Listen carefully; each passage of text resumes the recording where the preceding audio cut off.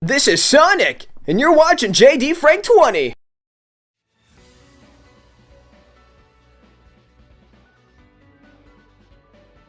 What's up, everybody?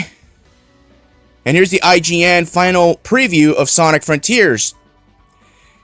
And yes, if you hear any background noise, again, I apologize. I have no control over that. Wind speeds are up to 20 miles an hour right here.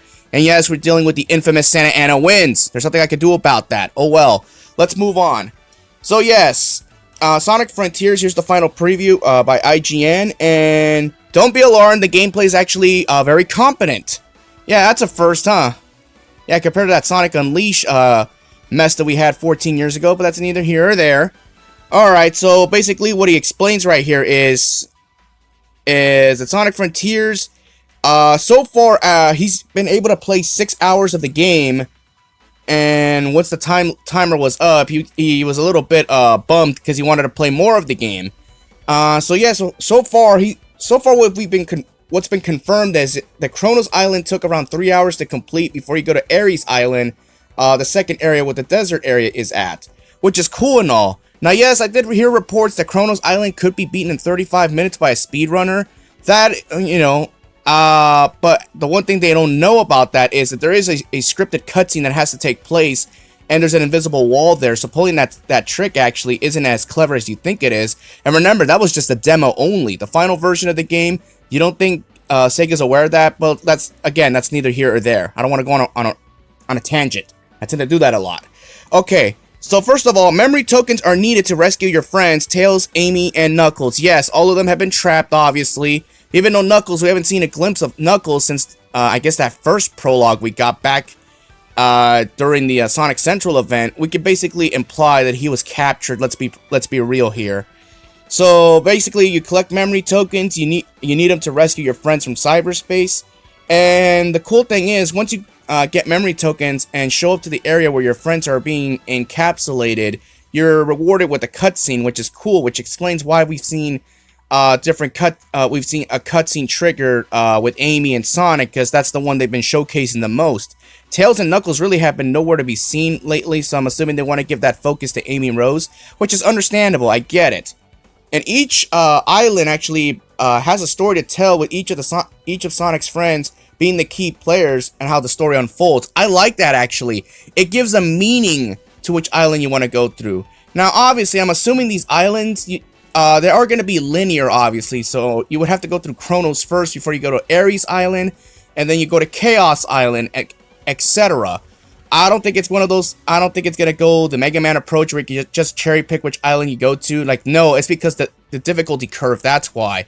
Depending on what island you go to, you're going to face even tougher enemies, tougher boss fights, tougher missions.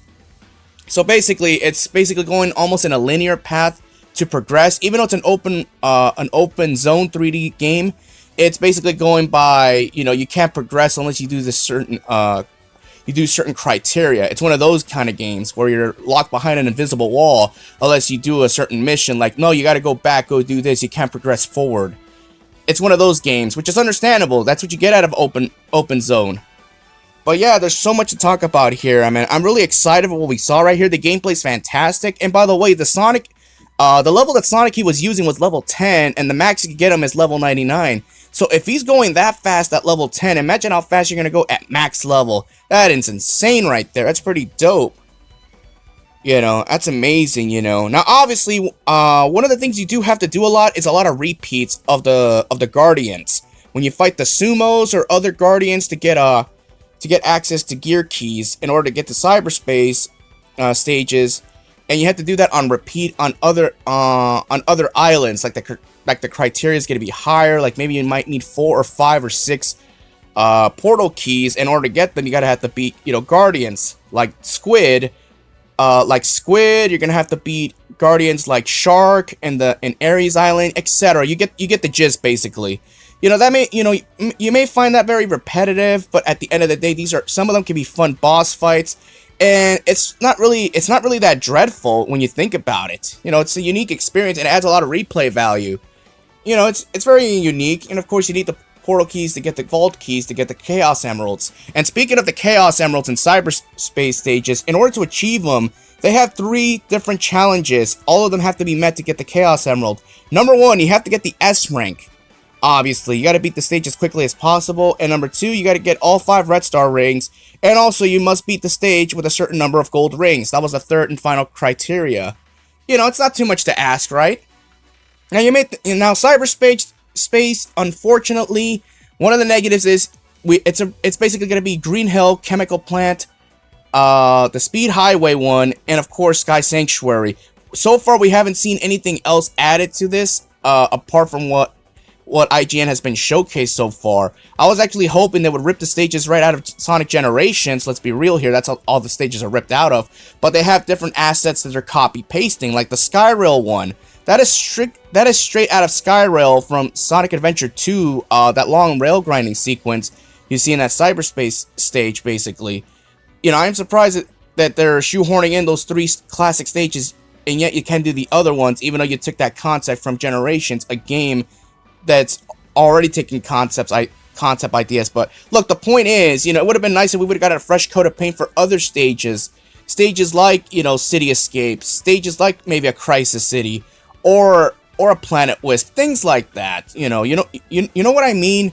Basically, obviously we don't want a water stage, so Seaside Hill would have to be out of the question, but you get the point. So again, you know, that's the only nitpick there, but you get different cyberstage levels, 2D or 3D, doesn't matter. In order to get the Chaos Emeralds, you got to do the corresponding missions. They do add a lot of replay ability if you want to get the Chaos Emerald. Now, getting the S rank, obviously, it can be simple. It can take a couple of tries because you got to know the layouts, obviously. Getting the 5 red star rings, you got to take different pathways, so I'm assuming you would have to play the stage 1 or 2 times. I highly doubt you could get it all in one sitting, unless the stage has, like, let's say, a hidden red star ring in one path, but you can't get to it unless you miss another red star ring. So basically, it's almost going the Sonic Colors route, where you have to come back and do that stage because you got to take a different alternative pathway. Not a problem there, because let me ask you something right now, and I want you to take this, and I want you to, give me your honest thought on this. Sonic Frontiers, in my honest opinion, is what Sonic Unleashed should have been from the start. You know, no Werehog, none of that BS. You could have had the same plot, no problem. The only difference is you wouldn't have needed the Werehog.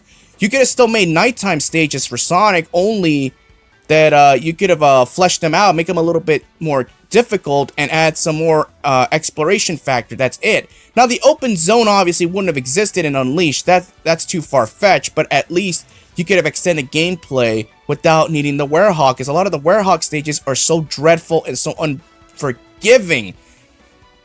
That's what I'm trying to say, basically. I apologize that I threw that tangent in there, but at the end of the day, for me, Frontiers is what Unleashed should have been all along. A Sonic that has badass combat, but still has his regular moveset. Obviously, the homing attack, the ground stomp, the boost, you get it.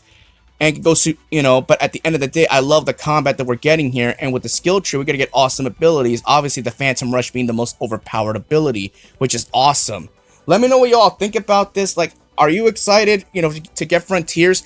I know that we're 2 weeks out from this. A lot of people are still skeptical, even though what you've seen right now. Many don't even want to look at the spoilers. So to anybody who's gonna hate on me just because I'm giving out spoilers, it's all part of the job. If you don't want spoilers, get off the internet for the next 2 weeks, and I mean the internet in general, because Sonic Frontiers is the most hyped game this year. You're gonna see ads on it everywhere, whether it be on Facebook, Twitter, YouTube, everywhere. So get off social media entirely, because, you know, someone's going to obviously give out spoilers for this game, so brace yourself.